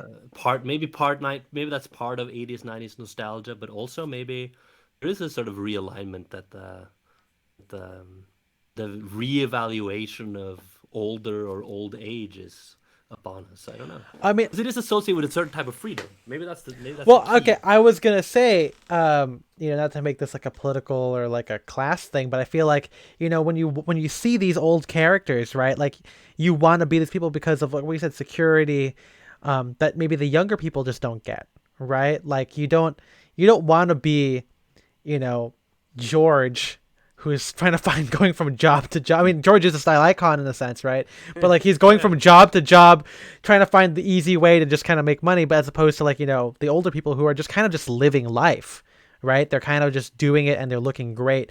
I would say this is maybe like why, as the years go on, like I don't like watching. I mean, I grew up watching Friends because my mom grew up with that show and she bought the DVD, so I watched it. My grandparents watched it because it was like the only DVD that we had as a kid that you could just watch that wasn't like cable or whatever. And eventually that turned into like Scrubs or How I Met Your Mother. But something that this is probably a bigger topic, but something that upon rewatching it, it's like I don't like watching it too much because I don't want to be reminded of my own like dating and finding a job and the stresses of work being a young 20-year-old person. It's like when you watch something like Frasier where there's dating in there too, but like Frasier is just being Frasier, right? Like he's in a secure part in life. Him and Niles are well off. They get to wear suits. They go to the Cafe Nervosa all the time for no reason. There's kind of a bookcore thing in that where like there's just people living their life and Frasier's kind of bookcore because he like a lot of episodes like him supporting his local museum. There's an artist that he likes, whatever. There is that part of it, and it is. I mean, again, to me, the aspirational part there is not just the status in life. I mean, it is a status in life, but like again, the freedom, which again is afforded to you by that status in life. And if we talk about like the millennials struggling, the whole anti-work movement, I feel like that kind of comes hand in hand with who you look at for inspiration. And then of course there's the other side of it too, where Jerry dresses fine, George is fine, but like the people who wear the tailoring are the old people. The people wearing trad are the old people. And naturally, I just like that. There's less of like the trend involved and more of this secureness, or maybe not secure, but consistency that comes with the older people. That just happens to align with mine. I don't know, but that's the insight I got. When you see all these people, the 90s nostalgia and everything. Right, because I mean, Jerry goes through this whole episode. There's episodes of him trying a puffy shirt, that's recommended to me. There's an episode of him buying the suede jacket that has the fucking weird lining on it. You don't really see that in Frasier, right? You don't see he's not complaining about like this new thing he got. He just loves his Italian shoes and Italian suits and everything, and it's cashmere or whatever. So it's like different problems to have, and that's why we tend to I'm not saying that we're Frasier in this analogy. If Seinfeld is ALD and we're Frasier, I feel kind of secure that our style, even though we buy new things, it's not always changing in that regard. We're kind of there as opposed to, having the younger person struggle of, the next thing, if that makes sense. Mm-hmm. Is any other insight, Spencer? Or MJ even, both of you guys. I would just say don't listen to Redditors. Oh yeah, I mean yeah, should be a obviously. takeaway. Yeah. It's not the best look that all these examples are wealthy white people, is what David Bach says. I mean, yeah, that's kind of how I felt like reading it again, like over the course of like these past couple of days, because it's a good look, but then it's about like the optics of it, could also be just, what unfortunately what photos are available. Because which I don't but know if he has to worry about like copyright and everything, but but when it's you're also gathering, yeah. but I would also say, like, I mean, photographs are documentary, right? So it's like maybe that's the only people Mhm. that are there, right? Because it's kind of like how we talked about this with the whole Asian American thing a little bit, right? Where there wasn't a lot of people into menswear from an Asian American or an immigrant perspective. And it's not because we don't not picture something. It's because I feel like there's just not as many people compared to people from native Asian countries like Hong Kong, China, or especially Japan, right? So sometimes we do have to think about why that is. And I talked about this with my girlfriend, right? I mentioned at the top here where, like, obviously in her mind, and I guess mine, because I go with her to these places, like the whole queer part of Bookcore, not that Derek is like leaving it out, but like there's that, again, it's probably just an LA coastal thing where you see a lot more specialized bookstores, and of course with more specialized people. Derek does talk about that with the whole, like, the punk bookstores or whatever, which is mainly, you get a lot of guys wearing who are mohawks over there. There's like African American bookstores, of course, that is going to, um I feel like it's one of those things. It's kind of conducive for those kind of communities. So, you know, but it does reinforce this idea that Bookcore is a little bit white. Even if it's not overtly stated, you can kind of get this from looking at it. I mean, again, I outside of the Japanese people in Japan, I didn't see a lot of Asian people into this, but I mean, there are Mm. people of color in here, thankfully. Not the majority. I mean, hey, there's an Asian guy wearing a trap. I mean, it's just, kind of fits the vibe. But yeah, that's, I don't know. I mean, MJ, what are your thoughts on Bookcore? I don't know. I've been away from my phone, so I haven't No, been no worries. we've been keeping up with today's. This was like a running thing for like or at least I saw today. I don't know how long it's been going on in our Discord and group chats. Right. Um, but yeah, going back Yeah, off the cuff. to it, We make it off the yeah, cuff. going back to intentional POV and how we were talking about we touched about archetypes a little bit. Yes, Yeah, it's good to archetypes. Yeah. see. It's good to see.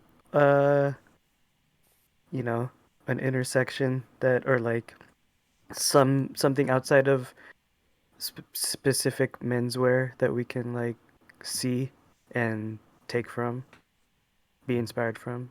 It's all good. Yeah. Yeah, no, I like that idea. Yeah. I mean, it kind of goes with like the whole cinematic dressing thing, which Spencer and I will definitely talk about this year. And I feel like we could maybe Mhm. merge that with like director style or like filmmaker Yeah. style as well. We've been, seeing a lot of that. Lots of good stuff coming this year, guys. Just want to let you guys know. Don't sleep on us. But yeah, I mean, yeah, like here, like Cool Cutter says here, Black Ivy found a Bring archive of a bunch of great photos. I mean, again, like, if you want to search for it, you can find it. Maybe I could also have searched more on the Getty Images for Asian Americans and stuff like that. I'm also kind of limited here with my knowledge. Again, I'm always open to it. But something that, MJ is talking about, the idea of archetypes. I think this is something that has the reason why it's been coming up for us a lot is because, being that guy, and I'm sure maybe if Kiyoshi's still here, maybe he can chime in near the end of this. Oh wow, there's a lot more people here. I thought I just opened Discord. I didn't know. Welcome Yep. to the You patron. got the sound turned off. Yeah, the notifications. But this idea about being that person is something that I think about because, and if you guys have listened to the episode on the Fashion Geek podcast, I kind of talk about a little bit about dating, where, um, you know, sometimes wearing what you wear can signal certain things. One thing that I liked, when I started dating my girlfriend, a year ago, is that I feel, and I hope she's watching. Not only is she very book core in the sense of, like, it's still kind of, I wouldn't say, I mean, she says, I was actually talking to her about this. So she was like, I think her style is kind of book core in the sense, like, it's comfy. It's got kind of old person core to it, but like the outerwear is practical. Like she gets cold. She's very small. And so she wears like a fucking, like a white puffer parka, because she's so cold, but then she'll wear it with like a fuzzy like shawl or something with like drawstring pants. And then she always likes wearing like uh like fun patterned socks, with like foxes on them with like Mary Jane's or something like that. I feel like that's very cool. Turtleneck base layers and all that kind of stuff, and I like that, and I think she also mentions like how like the whole queer or person of POC kind of style, which emphasizes a lot of like vibrant colors, kind of signaling in this kind of way of being that person. I like that. And, I of course I initially knew that from seeing her, but I feel like she kind of got that from me, thankfully. And if I'm wrong, I'm so sorry, honey.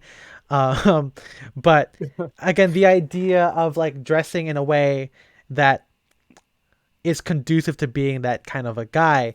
Um, all of this to say, like, I think she was able to understand like the way I dressed, even though I'm wearing a suit and tie, um, was in a more creative way. I guess in the past it's just been kind of diluted to like, oh, you dress like a professor, English professor, you dress like an old man, whatever that means, right? But I guess I'm thankful. I mean, of course, we've been dating for over a year, so she probably got this through our conversations, but the ability to kind of discern this difference, this type of person, this approach to style, I think is conducive with Bookcore, as opposed to again dressing like like an Italian guy at Pitti Uomo or whatever. And Bookcore is a way to do, if we were looking at Bookcore as just an aesthetic to like as a check boxes of stuff to do, this could be conducive of being that kind of more indie version of menswear that we've been kind of talking about. One that's like not the ALD core of it, where like it's indie by, or it's menswear by way of indie, but it's more of like literally coming at both of those at the same time, where I'm not surprised, if an ALD guy who's indie, like, wears a blazer with like his, again, with his New Balance and his like, pleated chinos from ALD or from Noah or whatever. But there's a difference between doing that look and then wearing like polo RL cords with like a bespoke jacket and like a, a Charvet shirt with a Drake's tie, but it's a bit more like sloppy with New Balances because you're older or whatever, or you're walking around and then you've got the tote bag with you, right? Like, I feel like there's a difference between those two approaches. Nothing is wrong with either one, but I think Bookcore gets more at the tailoring side of it, the heritage side, again, probably because of the old money, connotations, but it's more indicative of that as opposed to the other more streetwear focused indie younger style. And the fact that I guess I'm saying the fact that my girlfriend got it is like, I mean, no, it's still discernible, I think. And I think the more, Spencer and I kind of do that, the more people kind of get that. Maybe this comes with age in a sense, right? Where like you establish, confidence and freedom with a certain stage of life. Like, I think it's harder to get into Bookcore if you're younger. That could come with experience, not to say that, you can't do this being like a freshman in college, but maybe when you're a freshman, you have other things to worry about than being Bookcore, But yeah, I guess, this kind of gets to the idea of like, again, the indiization of menswear, where you can be recognized as an indie person, again, a support by this meaning a supporter and patron of the arts in a sense, by how you dress, as opposed to, I guess, not having those connotations. And I don't know if I've gotten that with the more I've dated my girlfriend, because again, we both, we'll go to coffee shops, we'll hang out. Not that Spencer and I didn't do that before, but I feel like we've gotten a lot more Bookcore lately, like over the past year, maybe. Especially me, I guess, maybe like, being a little bit more I mean, a lot of Bookcore is like about wearing comfortable clothing, and we talked about in the pandemic episode. That's what we've been wearing. Yeah, but I feel like, I still wear double-breasted suits, wide leg pants and everything. I wonder again, yeah, what the, because I feel more Bookcore. Maybe it's because Bookcore is like, it's one of those things where, like MJ said, like, the archetype is like, you finally found out what that is. You've put that idea into words, Maybe that's the whole idea behind it, and maybe that's why it's resonating with us. Because I feel like it's just become a term for sadcore, and I feel sad that we didn't fucking make it a thing. I should have written about this idea of the. I mean, I guess I kind of did with the whole essay I wrote about, like, the type of people that I write for. I guess that's kind of it, like Adam and Andy a little bit, and Raj and MJ.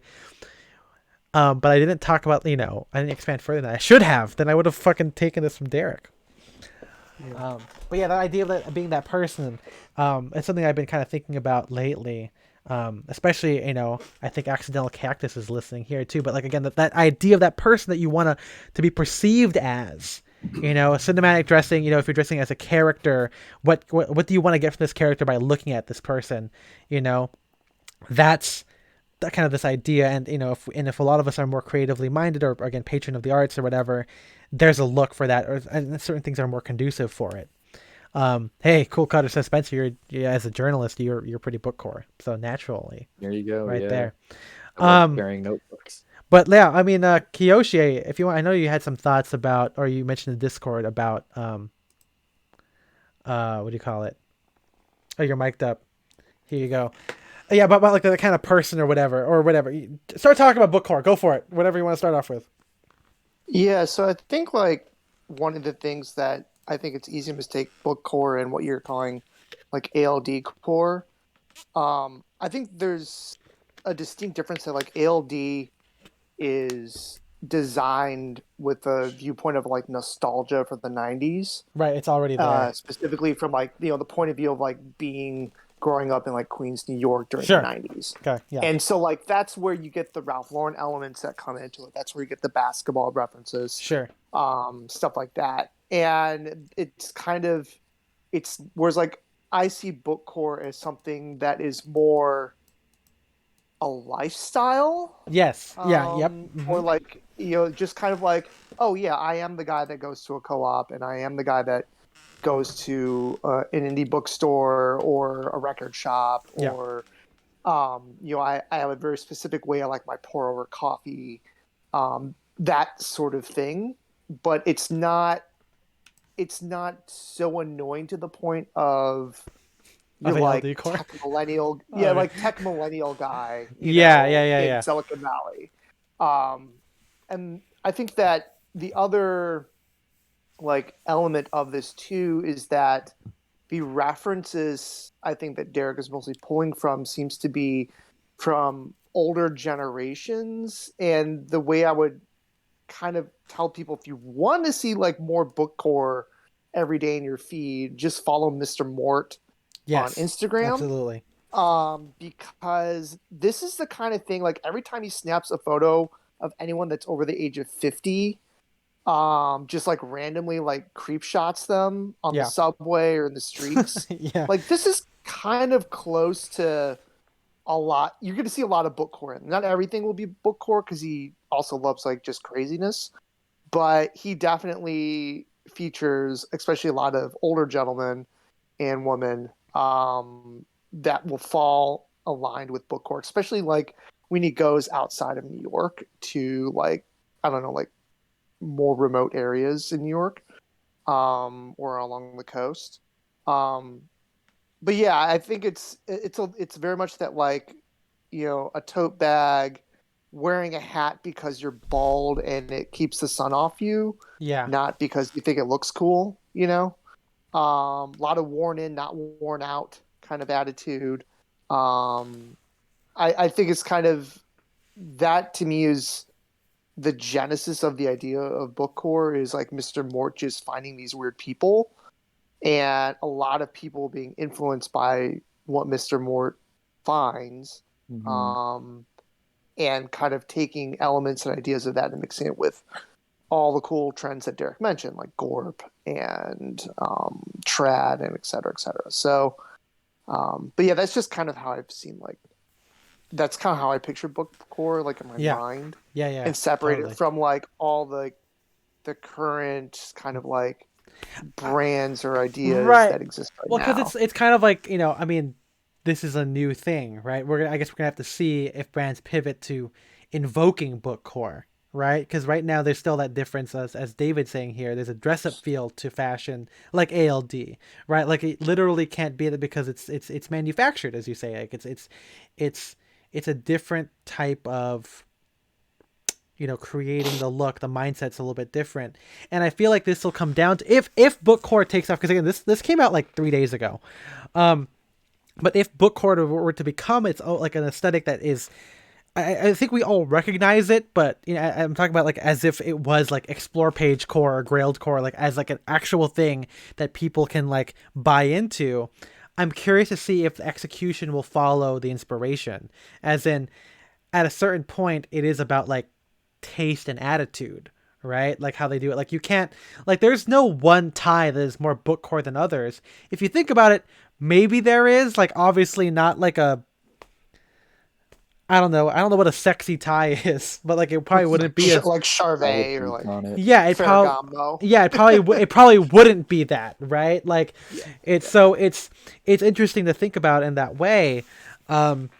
Again, of course, we haven't really seen it. It's just kind of describing this mood that we've been after, or that we've been kind of associating with, Yeah.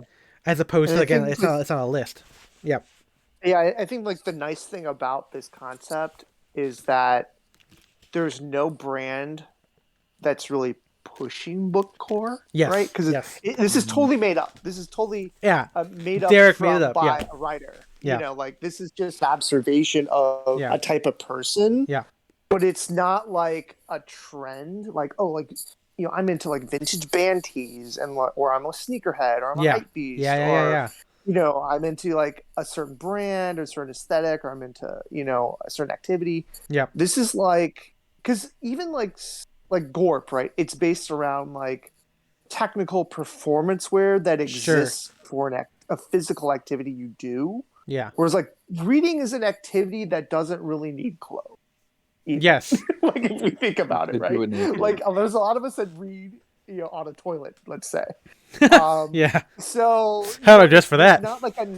there's not like a natural clothing that goes with the actual activity of reading, like there is, say, mountain trail biking or something, right? Yes. So there's not even like a foundation, like a commercial foundation around this activity. Mhm. But yet there is a look of the type of person who is into reading, but it's really more like the type of person that's into reading touches all these other facets of their life in these also similarly like conceptual vibe kind of ways. Yeah. And I think that's what makes this interesting, is that like there's no, like, let's say we had $1 million tonight, and it's like within the next 30 days we have to come up with a full-fledged brand that's like based around Bookcore. I don't Mhm. think that would be a commercially successful brand. I really Yeah. don't, because it's not intuitive, like, oh, I'm going to do this, like I'm going to work here, or I'm going to be this type of person at this type of concert. Like that's just not a thing that really works. I think that's why this has been so novel and interesting as a conversation topic. Yeah. Because it's also touching, like it's applying fashion in a way, or personal Yes. style, to an area that has never ever been touched by it before. Like, I mean, maybe you could argue like the quirky librarian kind of I mean, thing, this is right, or like I guess we've had similar talks about, like, like what dark academia, Dark or like, yeah. Academia, but I think it's also like, when we talk about dressing like a musician, I guess. I mean, it's still kind of vague, and of course there's like an idea, but like, again, these like non-clothing signifiers are, I think that's why it was such a big deal. And maybe I hope this conversation gets bigger, because I hope this is the push, and it's not gonna be, because not everyone reads Die Workwear anyway, unless it gets picked up by something. I mean, I'm sure I'm sure GQ or Rob Report's gonna, Rob Report's always like, the next thing is Bookcore. I'm sure it's gonna happen. But Here's top 10 ways to shop the Bookcore look. yeah, I'm man. sure. I feel like, and as David says, if that happens, it'll be dead. But like, what I hope this comes to is something that we've been talking about all the time, where like there really isn't, like, again, recommendations to do for this kind of a thing, right? Like, Right. like it becomes like it's always going to be about what you want to look like, which is why it's great, in our Discord, where like, again, if you want the structured shoulder look, what does that look like? I mean, you can also do the structured shoulders in Bookcore. That's not saying that you can't, but the conversation about fashion, I guess specifically about menswear, has to be about personal expression and the vibes you exhibit, as opposed to just being like, okay, well, here's what you wear, because if you dress up, it means it's formal, and formal means good. I don't want the conversation to be about that, and it hasn't been for a lot of us, at least in our Discord and everything. But a lot of beginners still think about it that way, and I hope that if this becomes like a further aesthetic that people can actually, like, learn from or gleam onto, that people get that idea through their heads. I can't think of a better way to do that, because it is hard to get people to think about, right? Like, I don't know how you tell someone, well, dress like a cartoonist, right? Let's talk about Ryan. I think Ryan kind of can be bookcore at times because he loves wearing his tote bag everywhere. He has comfortable shoes. He goes to boba shops. We'll run into each other at at Heavy Manners Library, which is like a art space in not Korea. It's like in LA. It's not. It's I don't know what the neighborhood's called, but it's like, again, like, how do you talk to someone to be like that, right? Like, how do you, like, what does that mean? And thinking about it the way that Derek does, I think it's a good first step in that mindset of menswear that we've been trying to do. Like, I try and, like with our whole composer one, it's kind of like hinting at that, like, how do you dress like a composer? Like, I don't know, there's a bunch of different vibes. Leonard Bernstein dresses in a bunch of different ways. John Williams has a uniform, but there's this idea of cohesive, I guess I would call it slouch or whatever, but like there's this like idea that kind of encapsulates it. That you can't just recommend. You can't be like, okay, here to dress like John Williams, you need to have this particular turtleneck. Like it's like you got to have this approach, and maybe that's scary for some people. I mean, I haven't seen any like scared backlash, or maybe like the backlash on Reddit is about this, where you're like, oh well, how do you, like, what is this? It's so vague or whatever. What is this? I think that that's a good thing, because I feel like you should think about it. If you can't answer that question, then maybe you shouldn't be dressing like it, right? Like, don't, it helps to know what you want to look like. Exactly. Yeah, what makes this exciting is that it's not prescriptive. Yeah. Yes, there are links to things you can buy, but if that is what you took from that article, you missed the whole point. Exactly. And exactly. the point that he's trying to make is like, think about yourself and the things you're interested in culturally as a human being, and what does it mean to dress around those ideas? Absolutely. Rather than, this is what you should wear for a job interview, or this is what you should be wearing on a date, and this is what like. It's kind of like going against the entire narrative we've had for like 7 years. Yeah, exactly. Like the hashtag menswear era of like all the media that's been produced independently or on a corporate side.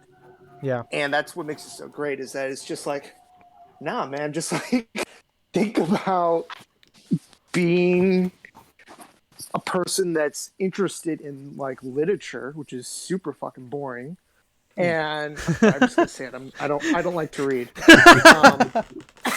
Yeah, Kiyoshi's anti-bookcore.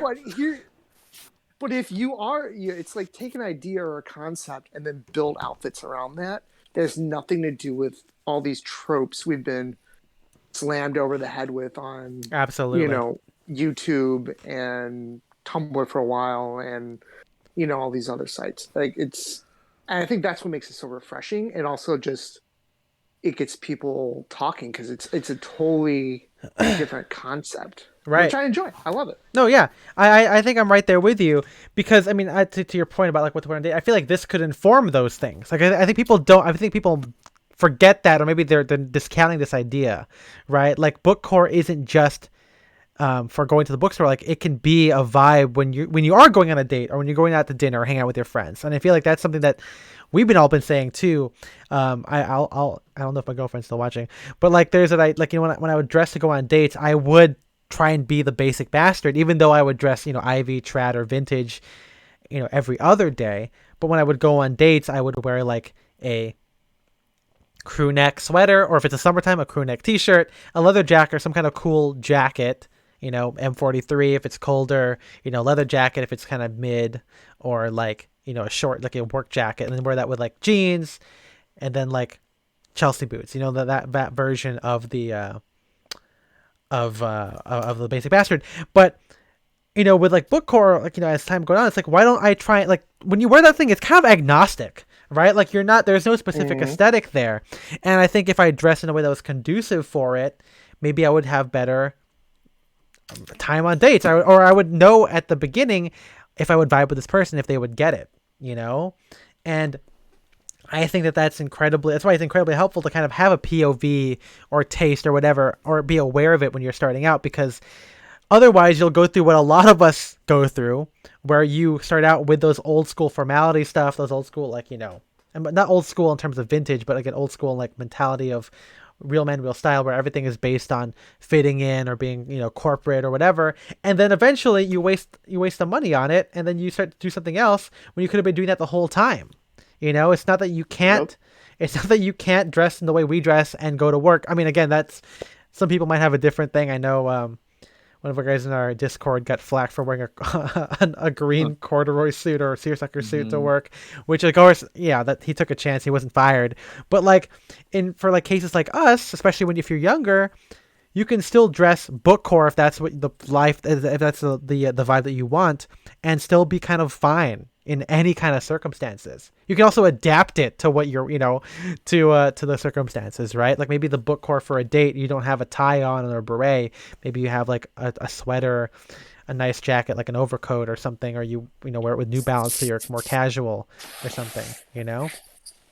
But yeah, it's exciting to see where this will go. I mean, maybe the whole world gets sadcore now. This whole approach that we've been trying to do for so long. The whole world will see this. I mean, it's like, I wish I had this. I remember a long time ago, I've said this before on the podcast or on stream, but this guy that I used to play Nerf with a long time, like we're friends on Facebook for years. Like 4 years ago, he goes, "Ethan, what would you call the style that you're into? Because I feel like the word dapper doesn't really work." And I'm like, all I could tell him was like, called it classic menswear. He's like, "Yeah, because it seems like you guys can wear like a suit, but you're so comfortable in it." I'm like, and at the time I couldn't figure it out, right? Like at the time I didn't have the vocabulary or even the experience to be like, okay, well, this is what like a composer would wear, or a writer or a photographer or a journalist or video gamer. Like it's just, it was hard. And I guess now, again, it can only happen with more experience. But like over time, it's like, this is just who you are. And these things are just conducive for it. Or you make it for its versatility, right? Like no one's saying that a photographer should wear a sport coat. In fact, maybe a photographer shouldn't, because they would need more comfortable or more gorp-ish, stuff. But we do it anyway. I do it. Chase does it. Jamie Ferguson wears tailoring when he's out at Pity photographing. So, it's that's what this whole thing is pointing toward. That just means me and Spencer. What were you saying? I was just gonna say, like, what's interesting about Bookcore is it comes from like something that exists out there, but the people who wear it have no idea that's what it is. Yeah, exactly. Like it describes a look perfectly that someone is completely unaware that they're actually doing every day. I mean, that's what I told Isabel, and her friends even DM me saying, when they were reading my story and I showed the pictures of my friends, they're like, Isabel's like the embodiment of bookcore, the kind of quirky, especially like the fuzzy stuff with the headscarf and like the fun socks with like the vaguely military pants, and then like the Mary Janes worn with like everything. They're like, yeah, like that's what that is, and they finally have a way of describing her style, and I'm like, yeah, that's pretty cool. that's how it kind of comes about. I wish we coined it first, but I mean, because sadcore is so specific to the podcast, right? I guess we could take credit for Slouch, or I will.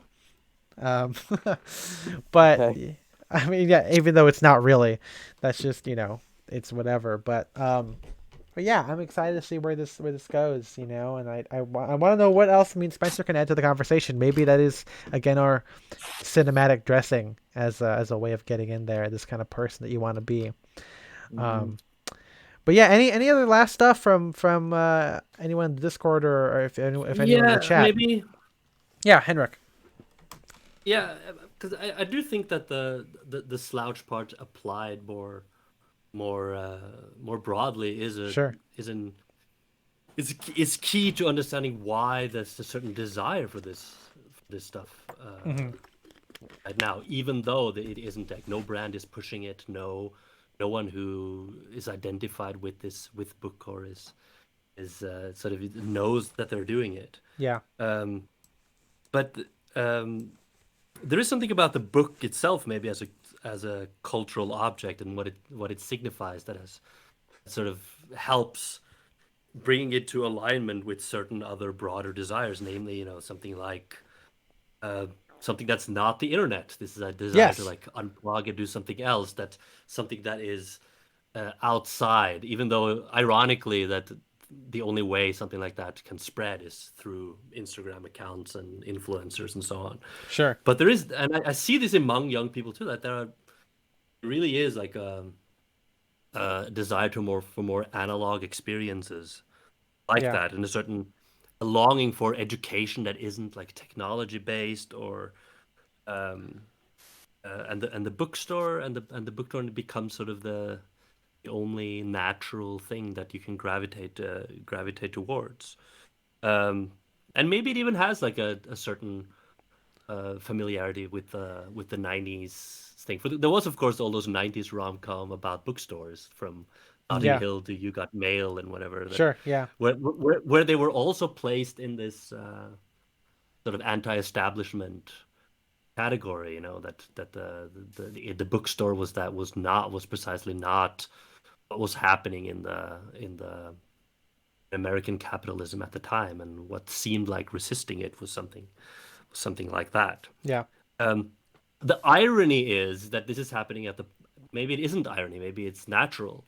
This happens, like I said before, at the moment where bookstores have literally never been less cool than they are now, and reading is sort of, and same with colleges, in the sense that this sort of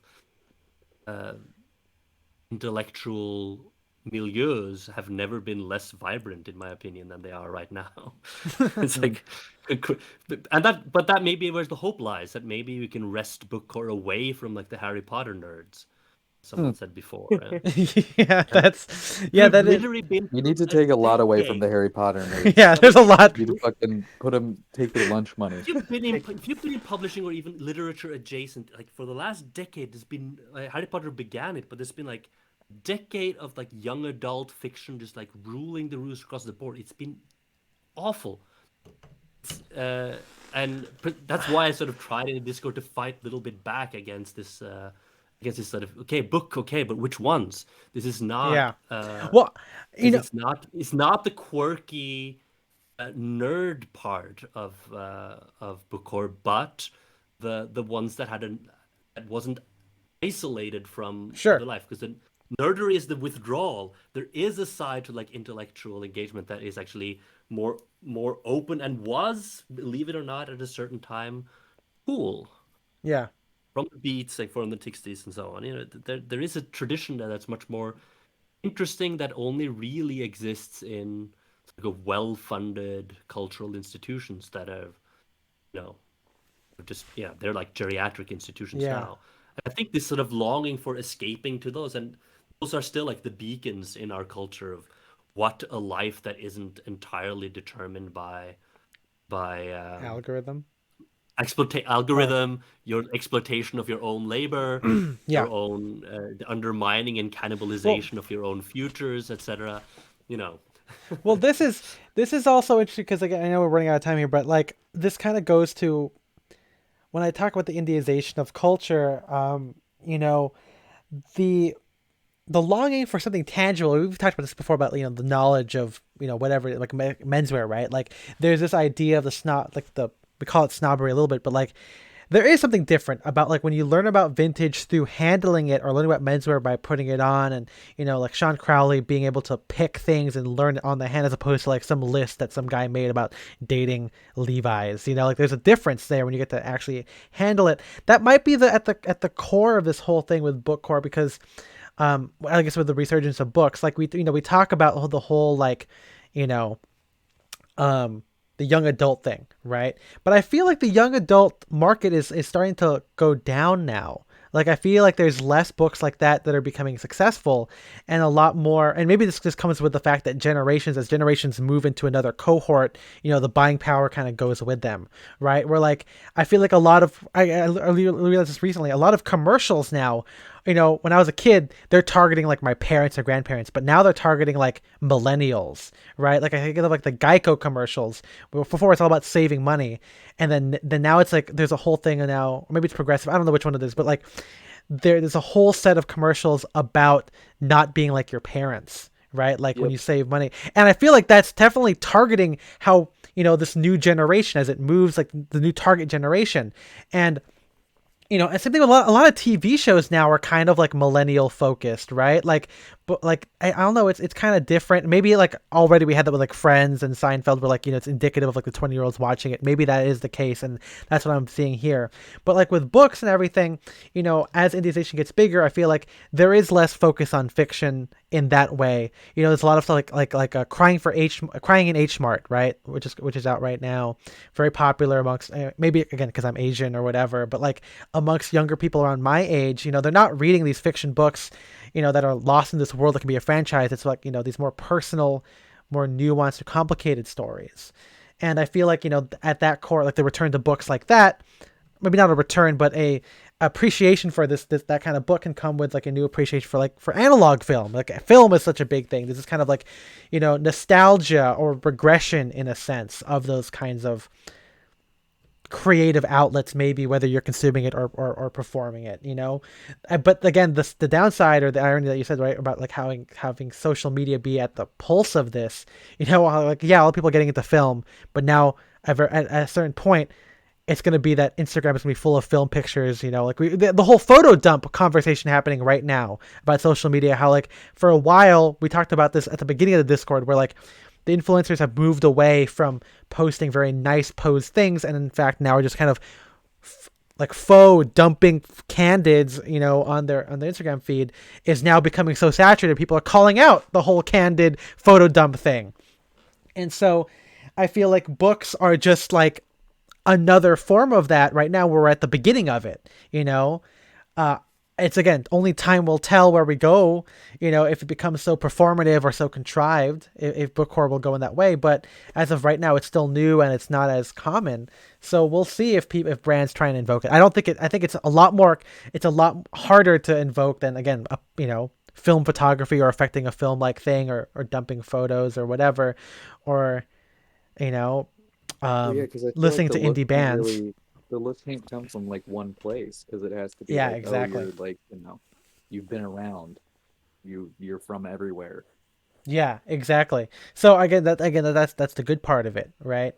But yeah, it's interesting to think about, like, we have this whole nostalgia culture, and I would even say it's gonna form into idealism culture, I guess, like a fake person of like a person you want to be, which I guess we kind of at the forefront of that. We talk about maybe that's the bad side of us dressing cinematically, but I feel like we're gonna kind of get there, as we've talked about before, with cultures mixing and context changing. Like, you no longer have to dress as a part of a subgroup that you are tangibly a part of. You can dress as if you are intangibly a part of that culture without even partaking in it, right? Like, you can dress like an indie guy who is into like indie bands without even liking that band. Like, you can just dress as that person and be a tech bro who listens to fucking Imagine Dragons or something, like you can Imagine Dragons, dude. Yeah, like imagine, like, yeah, you could be dressing it like Bookcore, but then you fucking read again Rich Dad Poor Dad, right? Like, I wonder, I don't know if it'll get there, but we'll have to see, right? Well, thank you to everybody for watching this. I actually love this conversation a lot. I know we put these on YouTube, but maybe we could even put this as a podcast episode and release it later or something, because this is really great. Thank you to Henrik, Kiyoshi, and of course everyone in the chat here. You got David, Isabel, Folk Blues, Cole Cutter, everyone in there, for being a part of this, the conversation. I really enjoyed it. Excuse me. We'll be back on Wednesday with a gaming stream, and we'll be back on Sunday, this coming Sunday, not today, obviously, talking about Proportion, and the episode's gonna release as soon as I'm done with this, I guess. I don't know. If you guys want to join in the conversation directly and, in fact, be a part of these, potential podcast episodes or whatever, go to patreon.com/style and direction. We really appreciate it if you guys contribute. $5 a month gives you access to our Discord, as well as our bonus episodes that we do on movies. We also have a $10 tier, which is no different, but we do thank you at the end of each episode.